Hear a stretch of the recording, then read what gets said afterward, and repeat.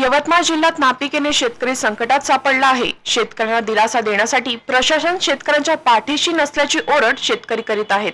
रब्बी हंगामात चणा व गव्हाचे पीक शेतकऱ्यांनी घेतले, मात्र गारपिटीने शेतकऱ्यांच्या डोळ्यात अक्षरशः अश्रू आणले।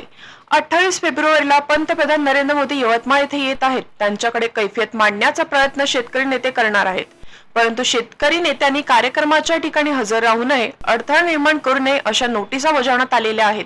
उल्लंघन केल्यास कारवाई करण्याचा इशारा देखील पोलीस प्रशासनाने दिला आहे। पंतप्रधान आदरणीय नरेंद्र मोदी हे यवतमाळ जिल्ह्याच्या दौऱ्यावर येत असल्याच्या पार्श्वभूमीवर मला काल पुसद ग्रामीण पोलीस स्टेशनच्या माध्यमातून कलम 149 CRPC अंतर्गत स्थानबद्धतेची नोटीस मिळालेली आहे।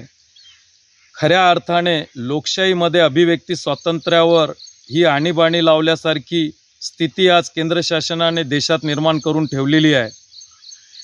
एखादा माल बाजारात जेव्हा विकत नाही त्याला गॅरंटी व जाहिरातबाजी करून तो माल त्या कंपनीला विकावं लागतं, अशी काहीशी दुरवस्था केंद्रामध्ये बसलेल्या भाजप शासनाची झालेली आहे।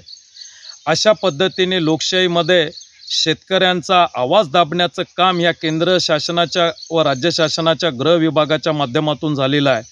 मी दिनांक 23/2/2024 प्रत्यक्ष जिल्हा प्रशासन जिल्हा अधिकारी साहेब यांना भेटून आदरणीय मोदी साहेबांना निवेदन करण्याची वेळ जिल्हा प्रशासनाच्या माध्यमातून शेतकऱ्यांच्या ज्वलंत प्रश्नावर निवेदन करण्याची वेळ मागितलेली आहे।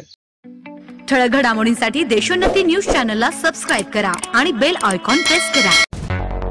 मुंबई, पुणे, नागपूर, मराठवाडा असो का विदर्भ, राजकीय, सामाजिक, शैक्षणिक क्षेत्र असो का क्रीडा, सर्वच घडामोडीचे विश्लेषण पाहायला विसरू नका।